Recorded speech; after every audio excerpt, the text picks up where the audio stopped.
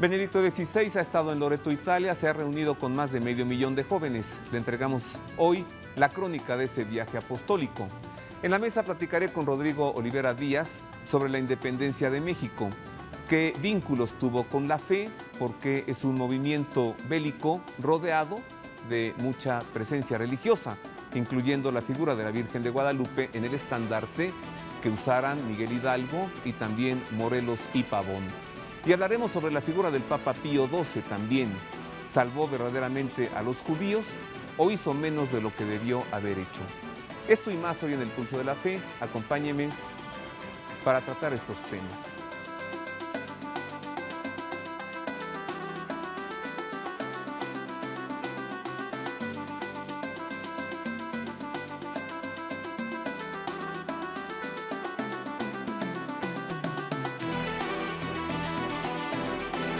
En efecto, estos son los temas que hoy trataremos.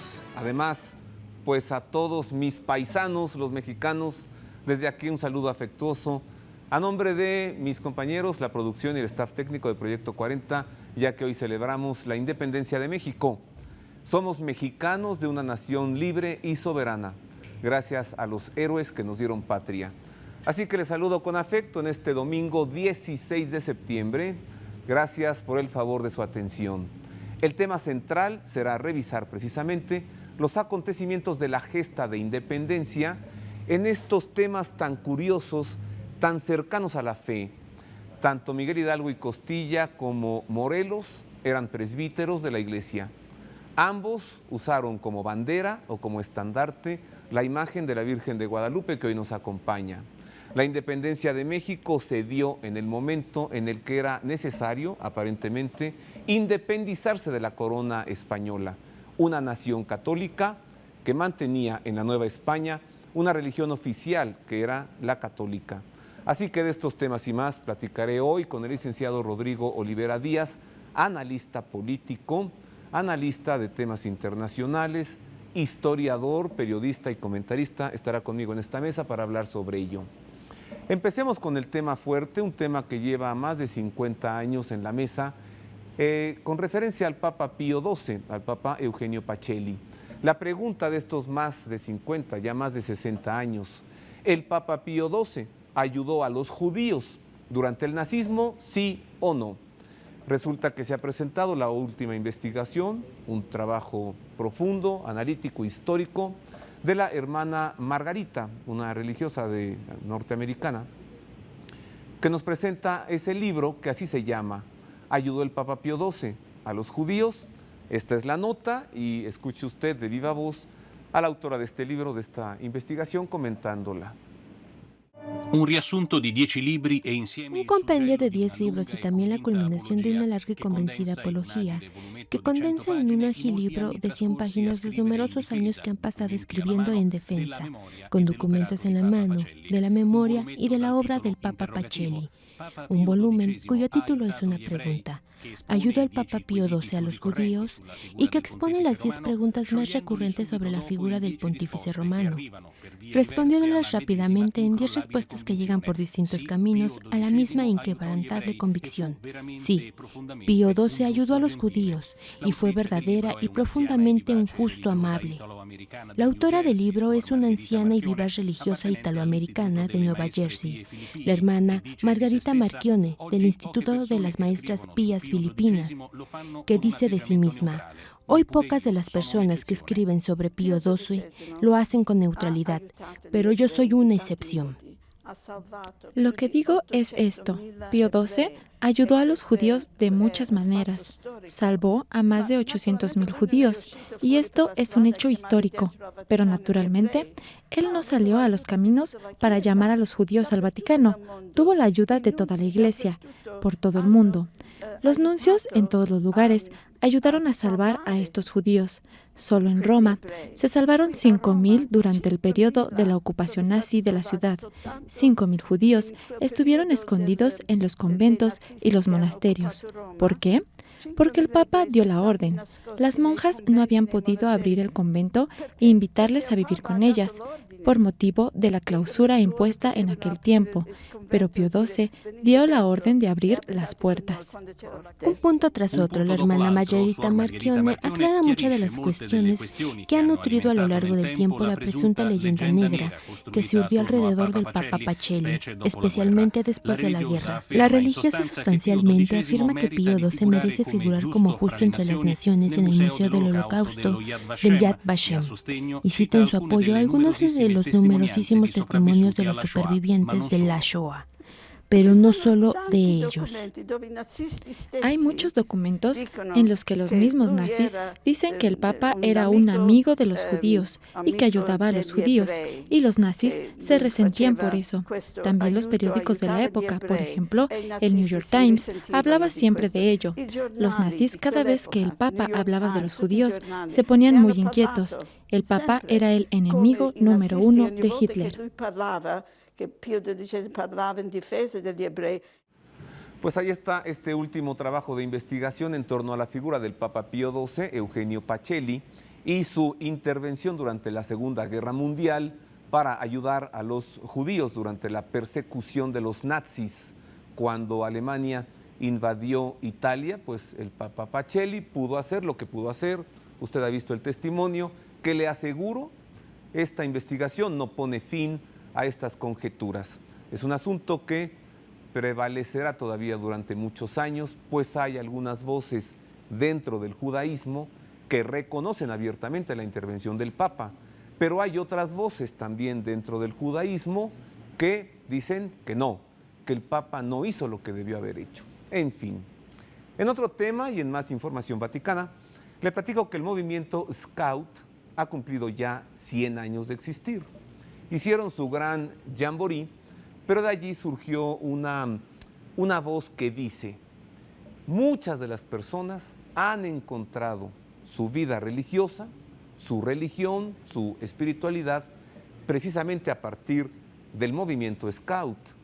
Así que si usted es Scout, o lo fue, o sus hijos lo son, le prevengo en torno a que esta nota seguramente la disfrutará usted. Vea. El movimiento Scout acompaña a cada uno según su religión por un camino de educación espiritual. Y fue así también en el Jamboree, que se celebró en Inglaterra entre julio y agosto para celebrar los 100 años del nacimiento del movimiento Scout, fundado por Baden-Powell, quien el 1 de agosto de 1907 inició el primer campamento con 20 jóvenes bajo las tiendas. Y entre las tiendas este año, en Chelmsford, la reunión mundial, el Jamboree, ha visto una presencia importante, la de la Plaza de las Religiones. Era un lugar físico en el que los 40.000 participantes en el Jamboree, jóvenes de 152 naciones, tenían la posibilidad de encontrar las religiones, conocer las tradiciones, los cultos, los ritos y poder preguntarse entre ellos. Formación del carácter, educación cívica, crecimiento espiritual en el respeto recíproco son características que el movimiento Scout Mundial apoya mucho. El trabajo que se realiza de una forma más intensa es el de producir manuales de educación espiritual, porque a través de las religiones el movimiento Scout acompaña a los jóvenes en su educación integral. Son 19 las religiones presentes en el movimiento Scout y pueden encontrarse, pueden favorecer el conocimiento recíproco, pueden favorecer una educación en la tolerancia y por tanto en la paz. Hay asociaciones de tipo confesional, como en Italia, otras multiconfesionales, en las que los grupos locales viven en contacto con instituciones religiosas como parroquias o mezquitas, y otras asociaciones multiconfesionales, donde personas individuales de distinta procedencia religiosa viven las experiencias Scout. La realidad italiana es particular. Una quinta parte de los Scouts mundiales son católicos y apenas el 15-20% de las asociaciones Scout son católicas. Así el contexto italiano y europeo es especial. Por lo demás, el movimiento Scout lo organizó Baden-Powell como una única organización en cuyo interior cada religión presenta su camino. Muchísimas personas conocen y encuentran su propia religión a través de la experiencia Scout, no solo en el caso católico, y es cierto que en el ámbito católico muchísimas vocaciones han nacido y se han desarrollado a través de esta experiencia. experiencia. Sappiamo che 1/5 degli scout nel mondo sono cattolici. 100 años ya del movimiento Scout, con su flor de lis que usan como símbolo de los scouts en todo el mundo. Bueno, entremos al tema que nos ocupa hoy, por eso hemos traído esta imagen de la Virgen de Guadalupe, este cuadro, que de suyo es una riqueza de arte, pues es una tela de seda y sobre la seda está impresa la copia fiel del sagrado original, como se le llama. El sagrado original es el que está en la Basílica de Guadalupe. Para que nos acompañe le decíamos, pues precisamente es esta imagen la que Miguel Hidalgo y Costilla usara para proclamar la invitación a hacer un México independiente.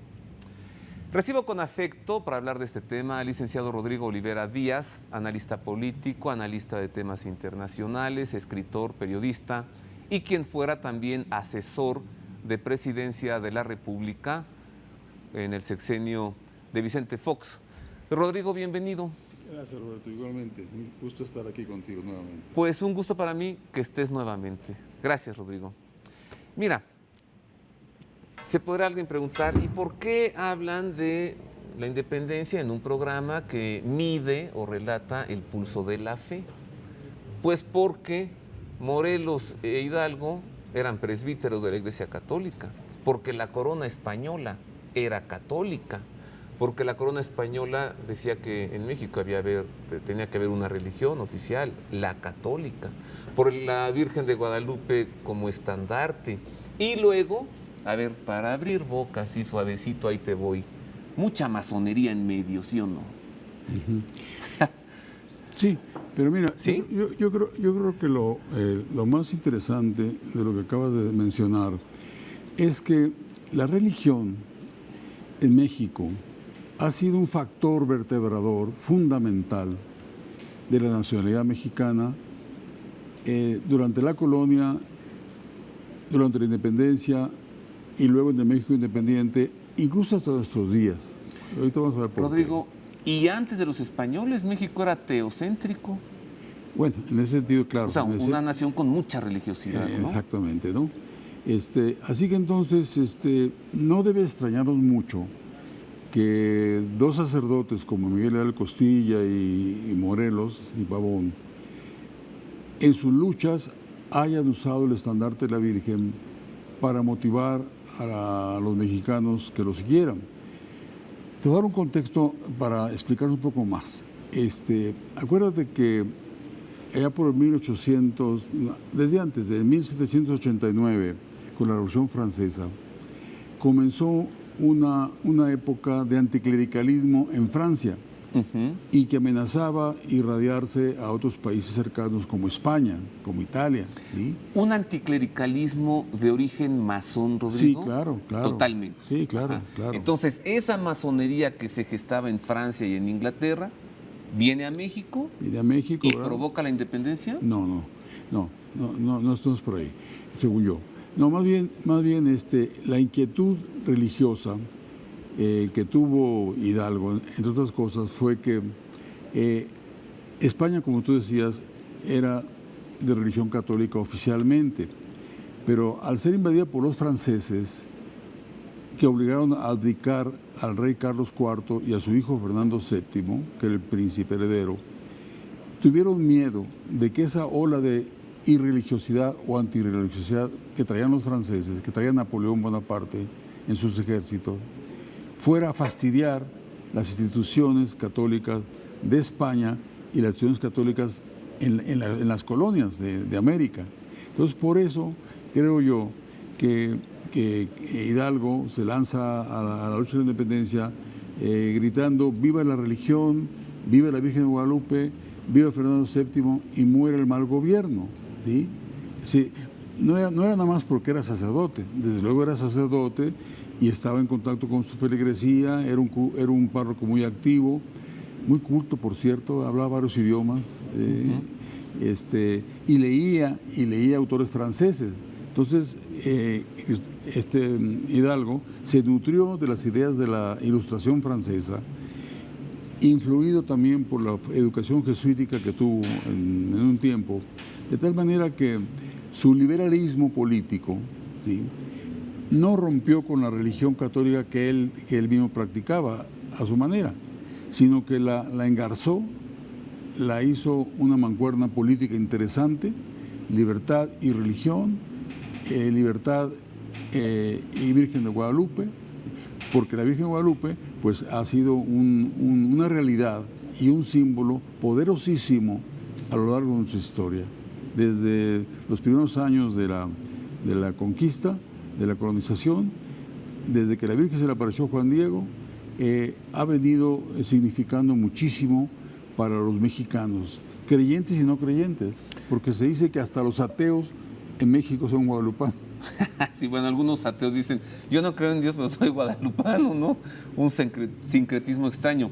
Rodrigo Olivera nos ha traído aquí el estandarte que usó precisamente Miguel Hidalgo, para que usted lo vea, mire, la cámara aquí, nuestra producción que se pinta sola para darle buenas tomas. Este es el estandarte que usó Miguel Hidalgo. Exacto. Ahora, exacto. No olvidemos, tú hablabas ya de Napoleón Bonaparte. Napoleón apresó al Papa y lo tuvo encarcelado varios años. Napoleón atacó la isla de Malta, sacó a los caballeros hospitalarios, los dejó sin territorio y se asentó ahí. Vamos, Napoleón era un anticlerical, Rodrigo. Claro, hasta masón probablemente. Hasta masón. Ya que usaste la palabra, Miguel Hidalgo, bueno, te lo voy a preguntar más suave. ¿Habría tenido algunos vínculos con la masonería política? Mira, no dije que si sería un infiltrado a la iglesia, no. Mira, no te sé decir, francamente, no te sé decir, ese dato, ¿verdad? Es excomulgado. Bueno, pero los comulgaron por haber tomado las armas y por haber propiciado violencia, saqueos y muertes, ¿verdad? Porque acuérdate que la revolución de independencia comenzó enfrentándose a los criollos peninsulares, los criollos mexicanos enfrentándose a los criollos peninsulares, porque a los criollos mexicanos, a los nacidos aquí en México y que vivían aquí, no los trataban bien los criollos peninsulares, no les daban puestos públicos, les exigían impuestos y alcabalas penosas, y como en España en esos años, alrededor de 1800, de 1810,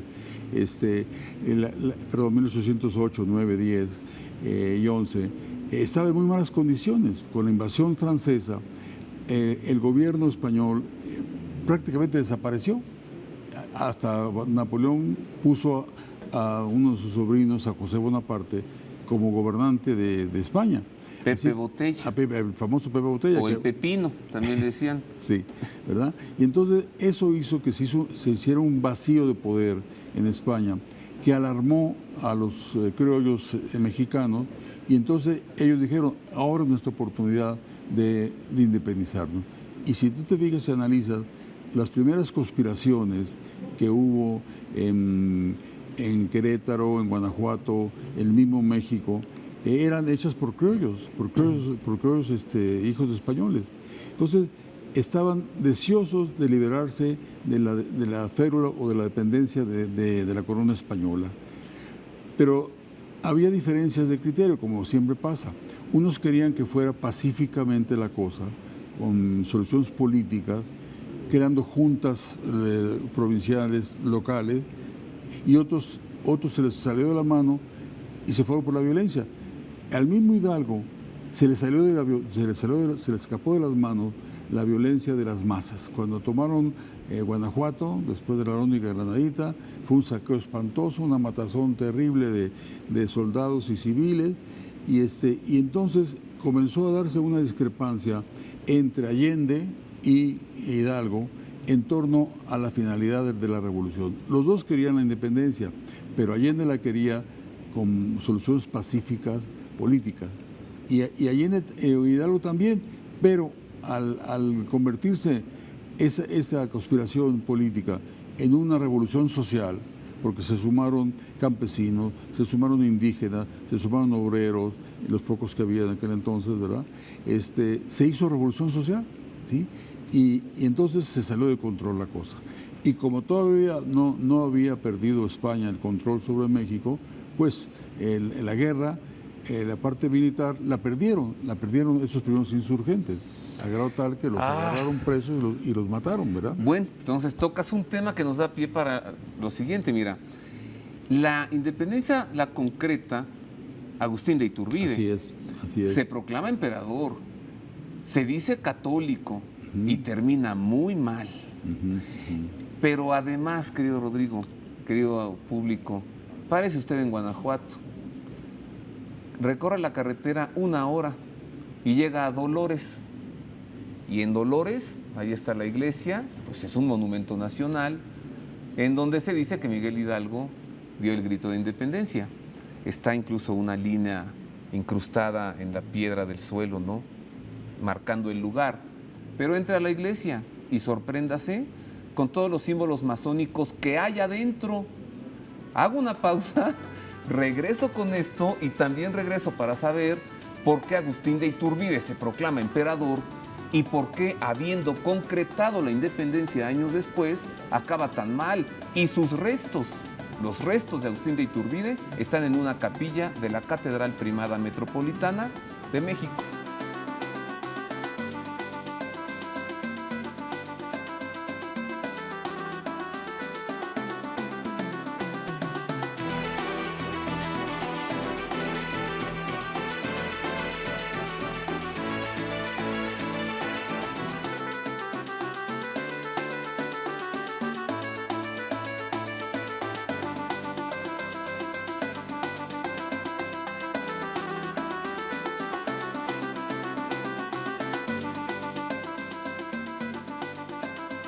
Continuamos en más del Pulso de la Fe. Hoy tenemos un programa con un tema especial, la independencia de México.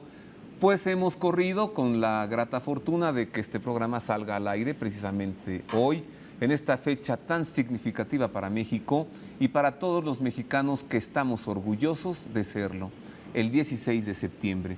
Sigo platicando con el licenciado Rodrigo Olivera Díaz, analista político, sobre este tema. Si no me cree lo que dije hace rato o si sintió cosquillas, vaya a Dolores, entre a la iglesia y vea usted los triángulos con el ojo en medio, los compases, las escuadras que adentro de esa iglesia ahí están colocados. Se habrían colocado mientras el párroco era Miguel Hidalgo, o algunos simpáticos fueron a colocarlos después como diciendo, aquí inició lo que logramos hacer. Hablemos de Iturbide, Rodrigo. Bueno, mira, la guerra de independencia, como todos sabemos, duró 11 años. Comenzó en 1810 y se acabó en 1821. La primera parte, pues, fue la encabezada por Hidalgo, Aldama, Morelos. Pero pronto... ¿Y la corregidora? Y la corregidora, desde luego, ¿no? La corregidora también y su esposo, ¿no? Pero al cabo de 2 años prácticamente, ya habían desaparecido, ya los habían matado, los apresado, matado, excomulgado incluso, porque tú sabes que en la Iglesia Católica las tesis doctrinales son por la no violencia, entonces claro, no apostamos por el uso de las armas así automáticamente, y menos si un sacerdote o un papa las empuña, aunque en la historia haya habido uno que otro papa, ¿verdad? Papa que hasta guerrero, armadura vestía. Papa guerrero y además buen guerrero. Ahí está Julio II, por ejemplo. Exactamente. Con sus ejércitos pontificios. Así es, así es. Por eso yo creo que también Napoleón Bonaparte, y no para explicar a Napoleón Bonaparte o justificarlo, trató mal al Papa, creo que fue Pío, ¿qué? Era Pío V, no me acuerdo. Oye, primero le manda a hacer una tiara, sí, muy enjollada, pero a propósito más chica, ¿no? Y se, sí, la regala, pues no le queda de burla. Claro. Y luego lo encarcela. Claro, pero digo, porque eran épocas también, eran polvos de aquellos lodos en que la iglesia militaba militarmente también y defendía sus posiciones doctrinales y hasta políticas y económicas, pues con las armas, ¿no? Entonces, acordémonos que la iglesia no nomás es una institución espiritual para la salvación de las almas, es también un Estado que tiene relaciones políticas con los demás estados de la tierra. Entonces, ese aspecto dual que tiene la Iglesia es el que a veces confunde a la gente y mete en problemas incluso a la misma Iglesia, ¿sí? Cuando actúa como pastor, como obispo de Roma, el Papa habla, es cátedra y habla sobre temas religiosos. Pero cuando actúa como jefe de Estado y trata o apoya o tiene relaciones con gobiernos que pueden ser liberales, demócratas o no demócratas, es cuando se meten problemas, como le pasó al amigo Juan Pablo II con Pinochet en Chile. Es decir, Pinochet era un dictador que tumbó a un presidente elegido democráticamente, aunque era socialista, Allende, pero fue elegido democráticamente, le dio un golpe de Estado. Su jefe de guardia militar le da un golpe de Estado a Allende y lo quita. Entonces, el Papa Juan Pablo II va a Chile, ¿verdad? Y pues prácticamente legitima el golpe de Estado. Bueno, pero te voy a decir una cosa, que yo sí me sé bien, Rodrigo. Él sufre un engaño, pues estaba toda la gente convocada en la plaza y Pinochet le dice al Papa, mire, venga a ver qué hermosa vista tenemos aquí. Abren las ventanas, se asoma el Papa y se le pone Pinochet junto, ¿no? Esta cosa, bueno, el secretario de Estado estaba, pero enojadísimo, y el Papa también, y se lo reclamó. Por eso te digo, sí, no hubo, a lo mejor no hubo mala intención de Juan Pablo II. Él fue como pastor.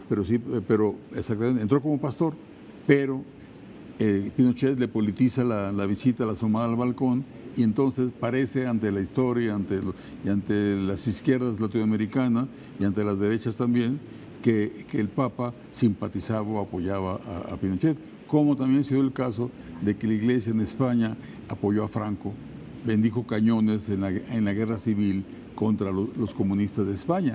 Bueno, a ver, ¿y en México? ¿Apoyó a Iturbide, sí o no? ¿Apoyó a Maximiliano, sí o no?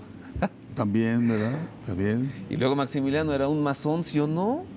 Pues ¿Por sí. qué Maximiliano no regresa los bienes a la Iglesia? ¿Por qué no echa para atrás las leyes de reforma? ¿Las deja tal cual? Claro. ¿Por qué? Ay, Rodrigo, ¿qué nos estaban disputando México dos ritos? Claro. El de York y el escocés. Así es. Maximiliano así es. Y Juárez. Así es.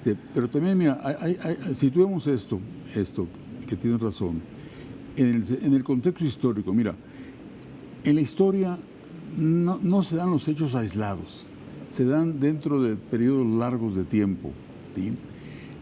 La importancia de la religión en esta época de la independencia, al grado de que la hayan usado como bandera a un símbolo como la Virgen de Guadalupe, se explica porque en la colonia la Iglesia y la corona cogobernaban de mutuo acuerdo y de armonía al país. Sí, hasta los tribunales eran eclesiásticos. Exactamente, ¿verdad?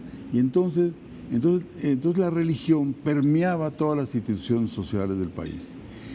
Viene la independencia y no se rompe de la noche a la mañana con esa institucionalidad, con esa vida institucional y política, sino que se tienen que hacer acomodos, arreglos.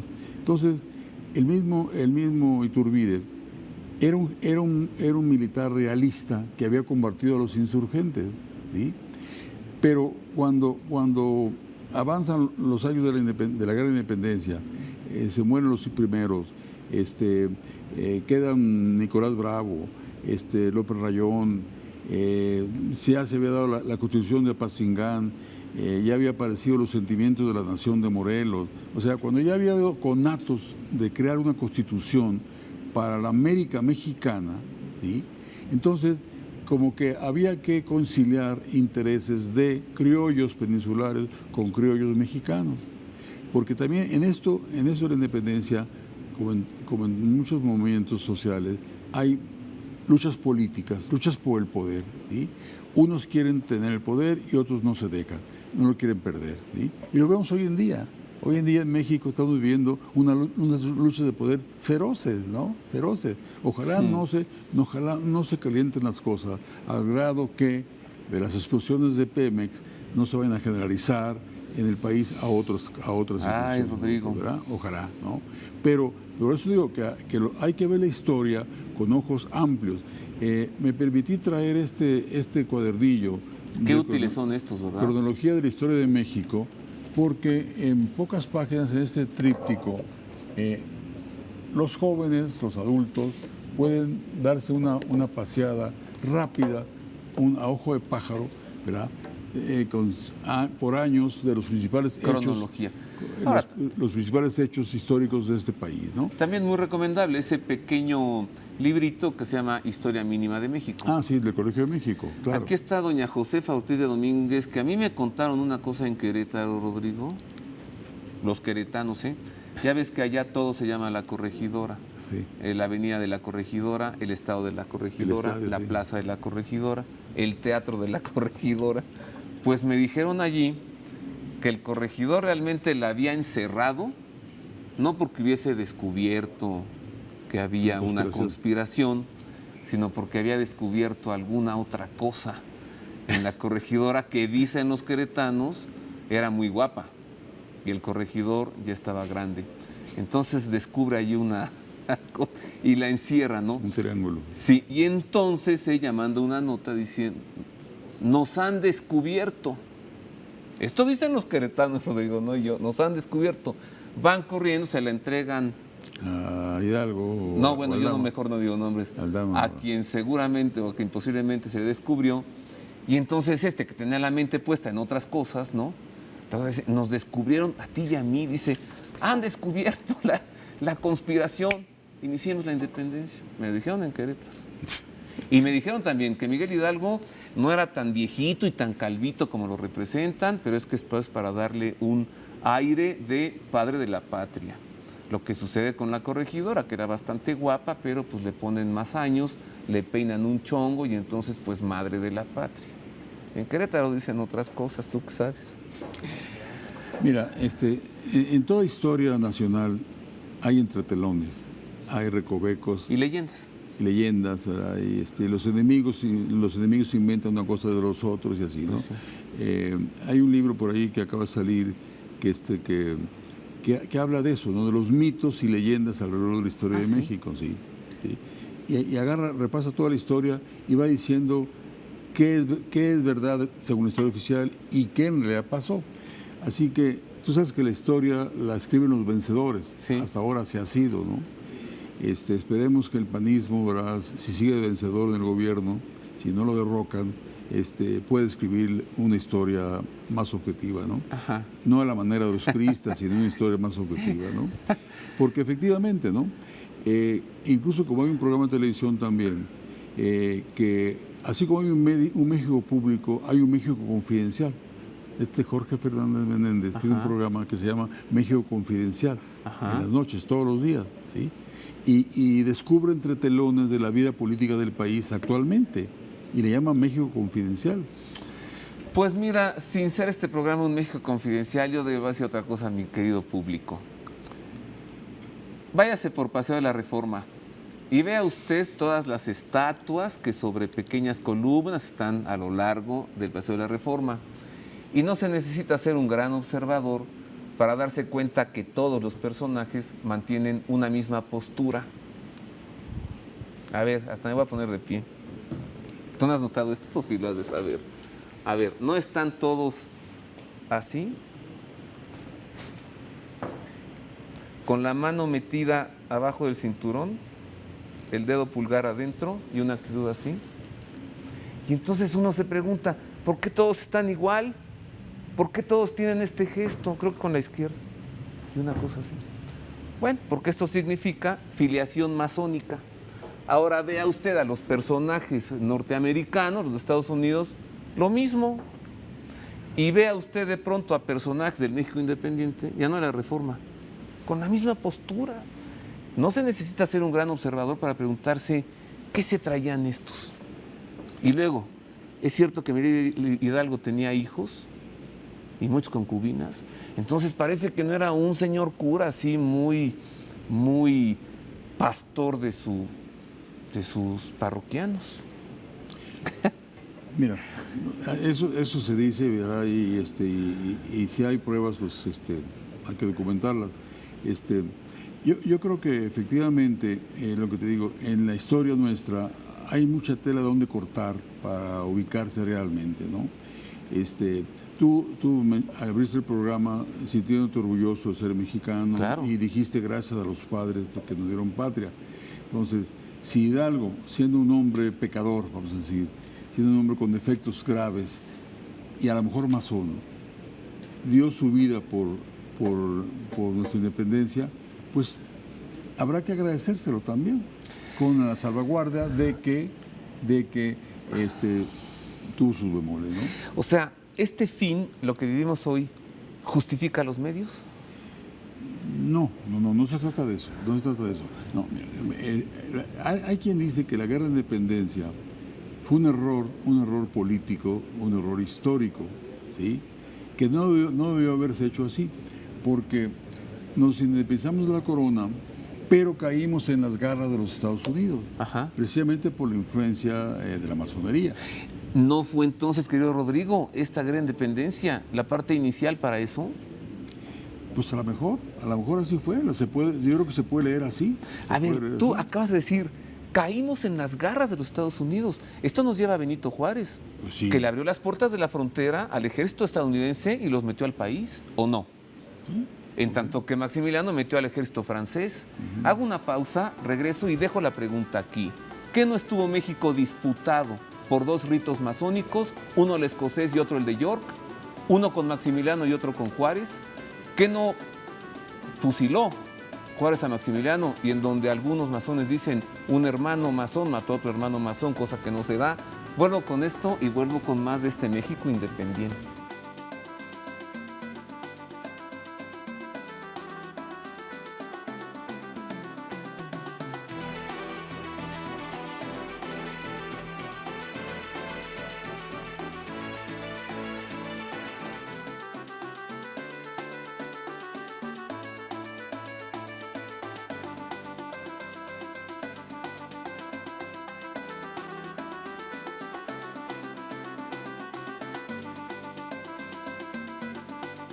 Continuamos en el Pulso de la Fe, estamos hablando sobre la independencia de México, tocando temas que se pueden tocar en televisión porque en las escuelas la historia es diferente, en las escuelas se presenta pues una historia ya armada y ya presentada, ¿no?, que todos conocemos, pero en un México libre, soberano e independiente es lícito hacer análisis y plantearse cuestionamientos e intentar responderlos, así que continúo platicando con el licenciado Rodrigo Olivera Díaz sobre este tema de la independencia de México.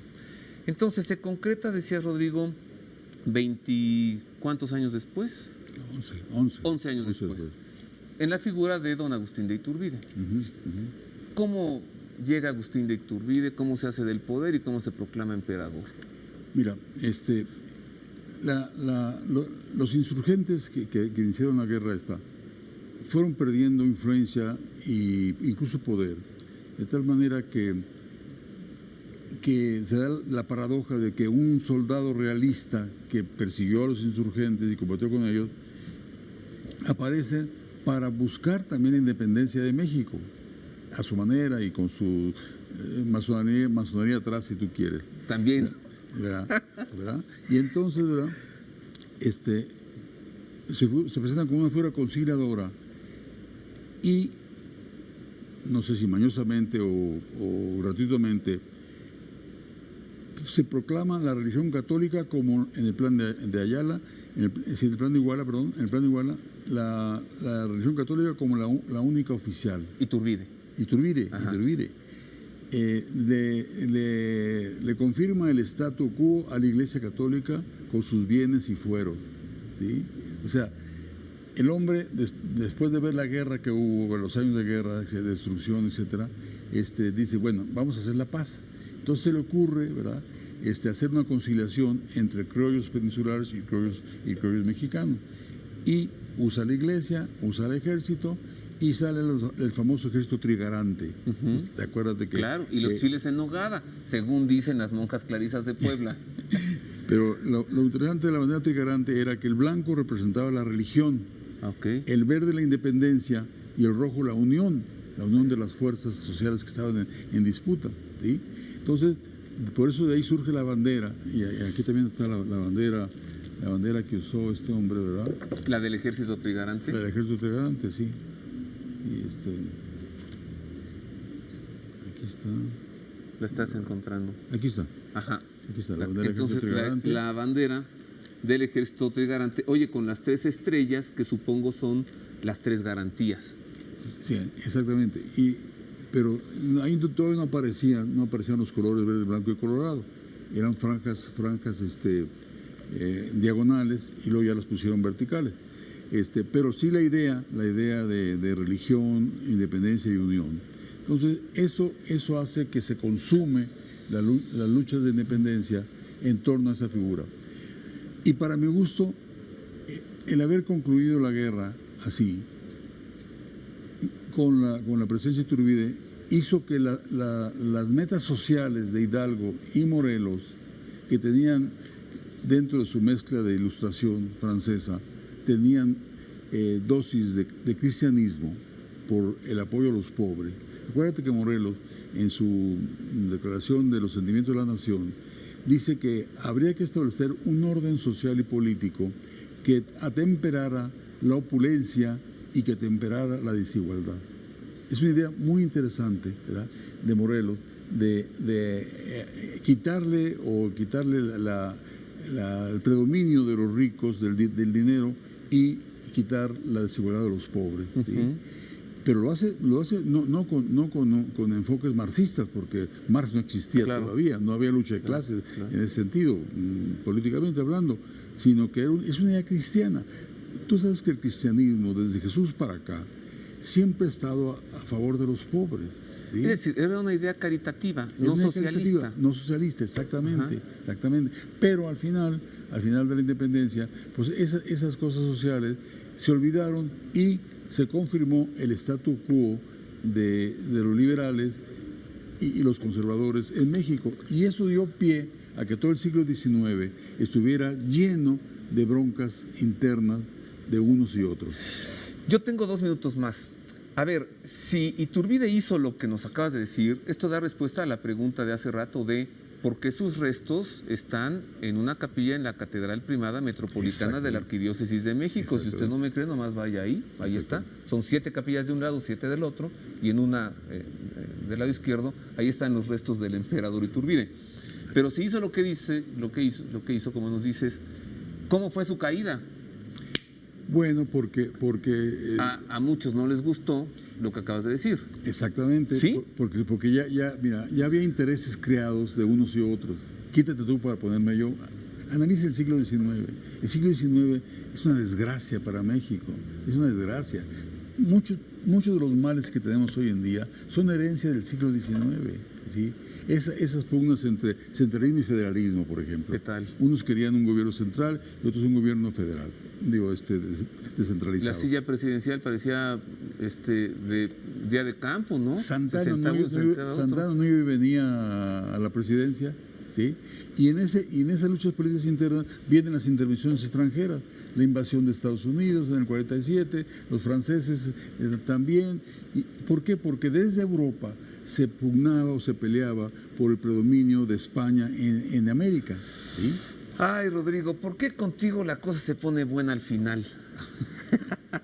¿Será porque pierdo el miedo de hablar frente a las cámaras? Ah, no, hombre, si tú eres un experto. En 1 minuto nos das una conclusión, que ya diste una muy buena hace rato, que es, te sientes orgulloso de lo que eres hoy, de este México libre, pues entonces lo que sucedió forma parte de ello. Danos otra conclusión. Sí. Yo creo que ser mexicanos hoy en día es, en primer lugar, conocer bien nuestra historia, ¿sí? Desgraciadamente, nuestras nuevas generaciones no conocen la historia del país. Incluso muchos adultos no la conocemos perfectamente. Para poder cambiar las cosas en un país hay que saber de dónde venimos, para valorar correctamente dónde estamos y poder decidir a dónde queremos ir, ¿sí? Entonces, en ese sentido, yo me declaro apasionado de la historia, apasionado de la sociología, apasionado de la política y, desde luego, apasionado de mi fe católica. Muchas gracias, Rodrigo. Gracias. Yo tengo una conclusión también. El grito de Miguel Hidalgo, ese del que tú hacías mención hace rato, muera el mal gobierno, ¿sí? Ha sido el coco de muchos gobiernos. porque saben que este pueblo trae todavía ese grito en la garganta, Rodrigo. Pasemos a revisar información de la Santa Sede. El Papa Benedicto XVI estuvo en Loreto, se encontró con 500,000 de jóvenes. Aquí está la crónica completa. Una juventud en camino con sus obispos. Este fue para Benedicto XVI la realidad de los jóvenes de la Iglesia italiana, bien representados por los 400,000 presentes en la explanada de Montorso, a los pies del santuario de la Santa Casa de Loreto.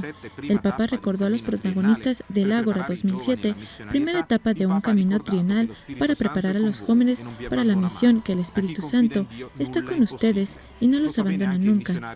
Al que confía en Dios, nada le es imposible.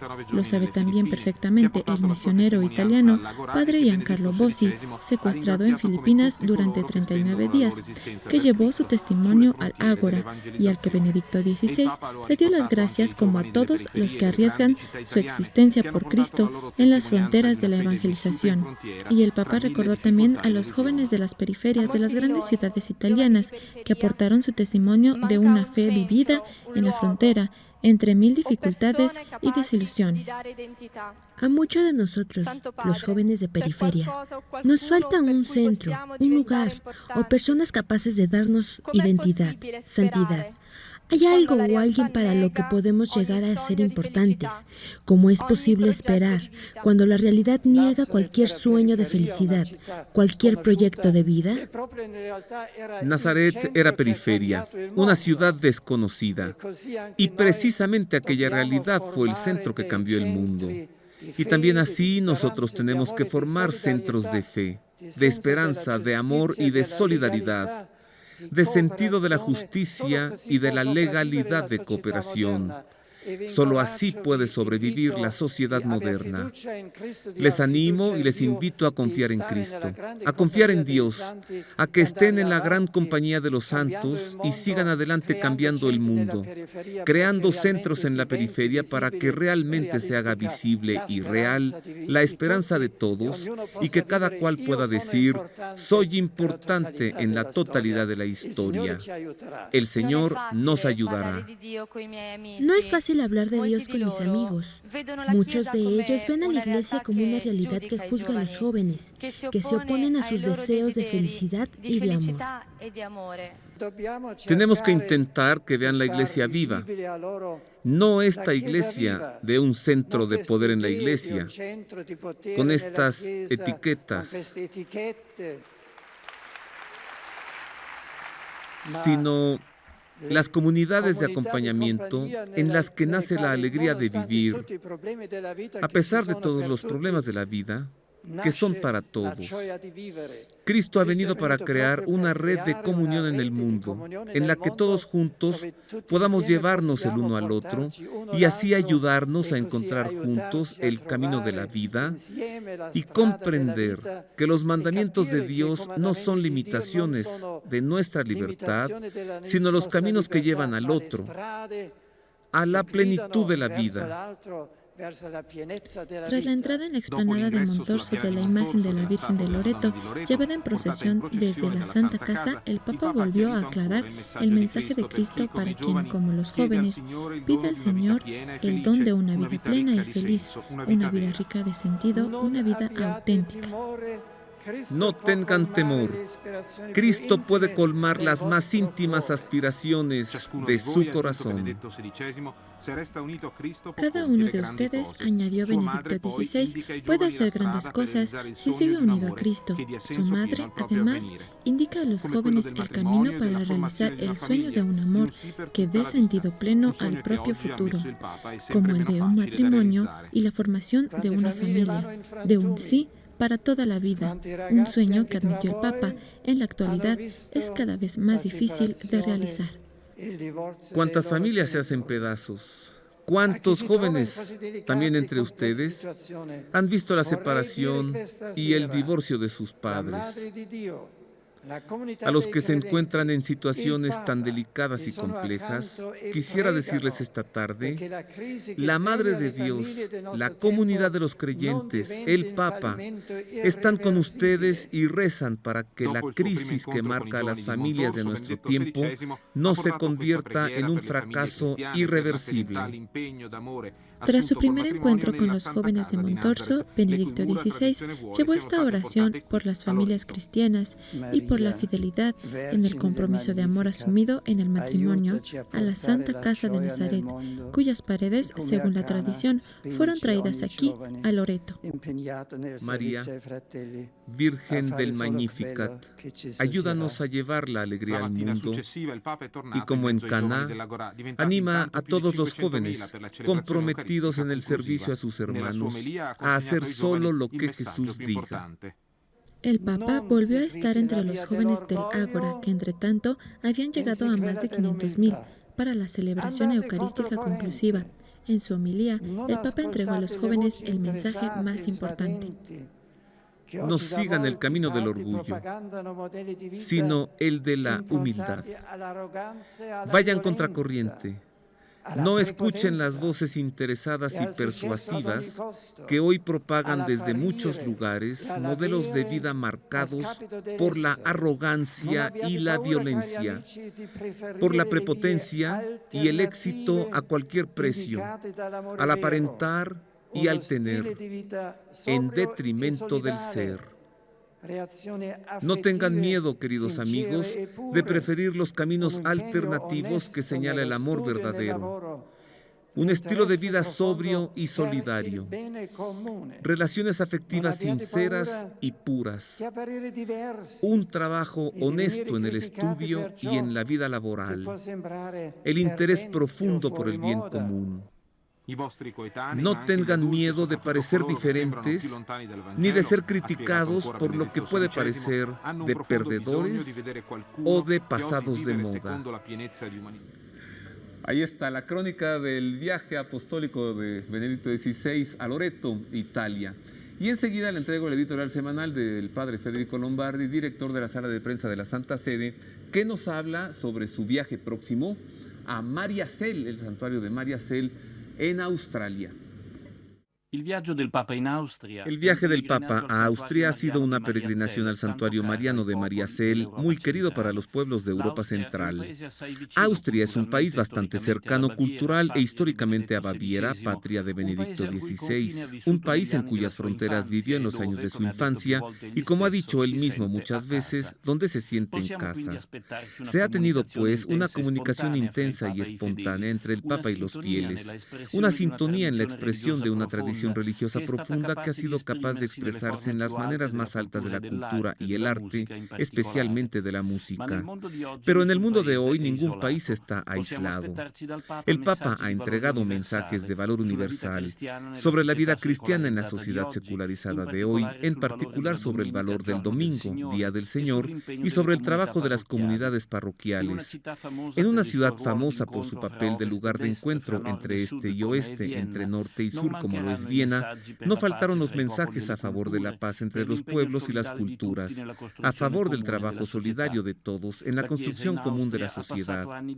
La Iglesia en Austria ha pasado años difíciles y de tensiones, así que el Papa la ha animado para que encuentre la alegría y el entusiasmo de una fe comprometida. Así lo dijo Federico Lombardi. Bueno, esto es todo por ahora. Agradecemos que haya usted estado con nosotros. A nombre de mis compañeros, el equipo de producción del Pulso de la Fe y el staff técnico de Proyecto 40, le deseamos unas felices fiestas de independencia y juntos gritamos orgullosamente con usted ¡que viva México! Y le esperamos la próxima semana en el Pulso de la Fe. Gracias.